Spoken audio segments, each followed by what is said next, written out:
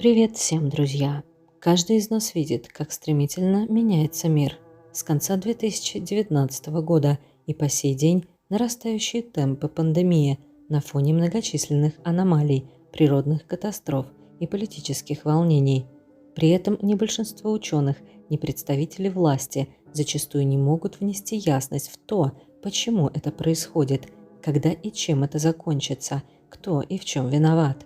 Все это окутано тайной, но лишь для нас с вами, для участников великой перестройки Земли, с которых начнется ее новая история, новый мировой порядок, предсказанный еще знаменитым Вольфом Мессингом в середине 20 века.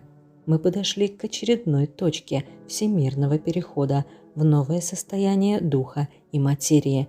Что происходит на самом деле и почему об этом не догадываются жители Земли?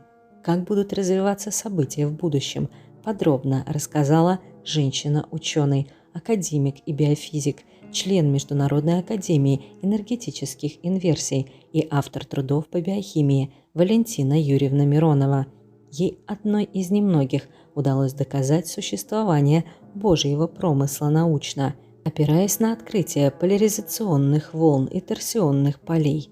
И это далеко не единственное достижение академика.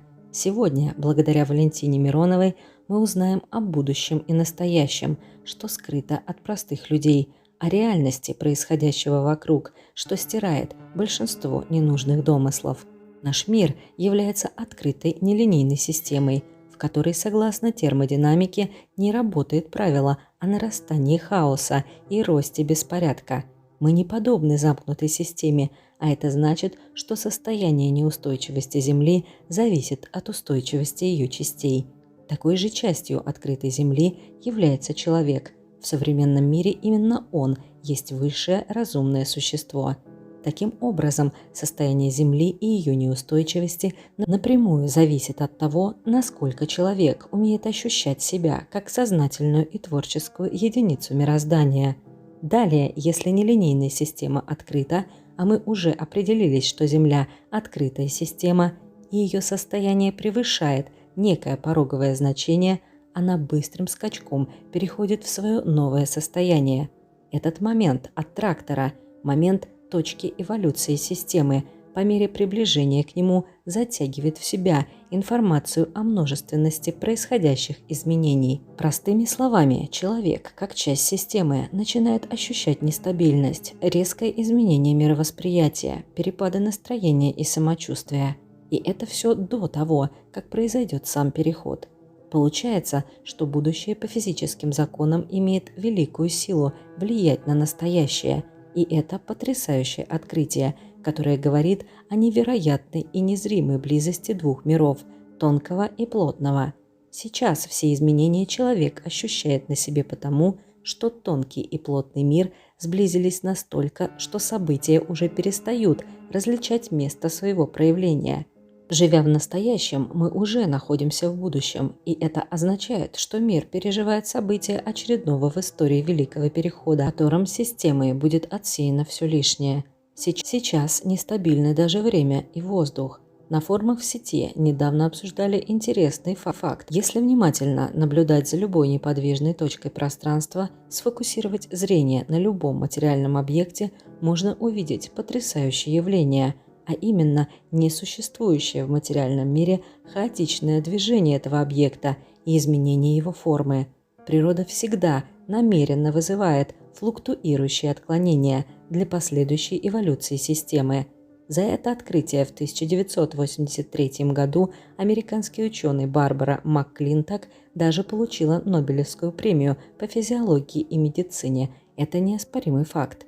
И смысл всего происходящего в том, чтобы ни при каких обстоятельствах система не разрушила себя до перехода в новое состояние. Ученым из Венгрии также удалось подтвердить и доказать факт фундаментальной нестабильности материи и существования пятой силы природы, влияющей на все живое и неживое, входящей во взаимодействие с материальными частицами. Она может двигать предметы, вызывать подземные толчки, провоцировать извержение вулканов и многое другое. Где-то эта невидимая глазу сила концентрируется в больших объемах, а управлять ей научились пока лишь единицы. Это все научные данные, а не предположения конспирологов. Валентина Миронова пишет: «Мы сами меняем свою реальность мыслями и чувствами. Сознание представляет собой основу бытия и существовало до возникновения физической вселенной. Сознание буквально создает физический мир. Мы порождаем физическую вселенную своей субъективностью. Нам повезло испытать чудо такой жизни, а вселенная, Бог, продолжает вливать в нас часть своего самосознания. Главная действующая сила в этих изменениях – ваши чувства. Эмоциональная окраска похожа на магнит. Как вы мыслите, в какие чувства одеваете свою мысль, таков и результат. Чувства рождают события». Выходит, что очередной этап эволюции пространства и перехода в новый мир спровоцировали как природа, так и человек, запустив необратимый процесс изменения двух миров. Человек, далекий от науки, не обладает очень многими важными знаниями о мире, и это невежество сейчас открывает безграничные возможности управления массами.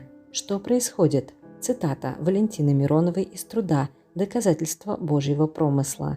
Стала эволюционировать и молекула ДНК, волшебные узелки, которые насыщают наши тела цитозином и пролином, исключительно в ядрах клеток перед считыванием генетической информации.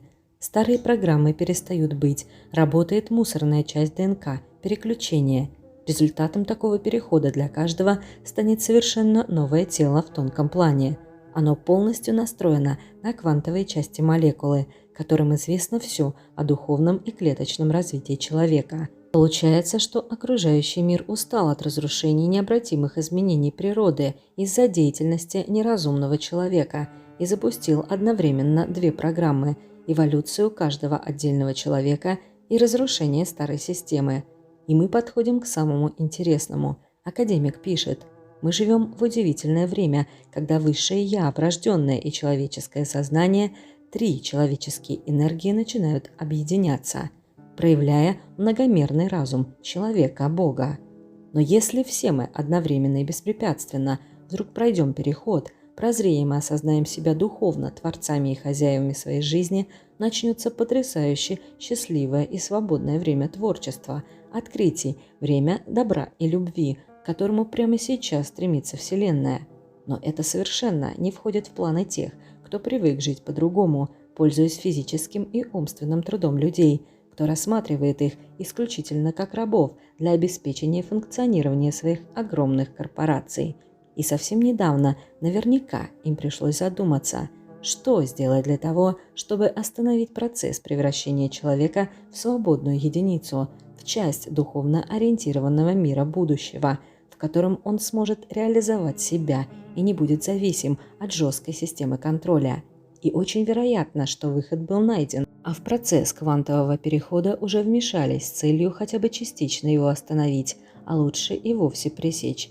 Таким образом, есть вероятность появления и другой цели – дать перейти в новое состояние лишь ограниченному кругу лиц, чтобы только они обрели многомерный разум человека-творца. Тогда кто-то будет иметь просто безграничные возможности и власть, а другие так и останутся прежними, все их природные программы будут остановлены или заблокированы. Валентина Миронова пишет, что квантовое сознание людей официально высмеивается и неспроста.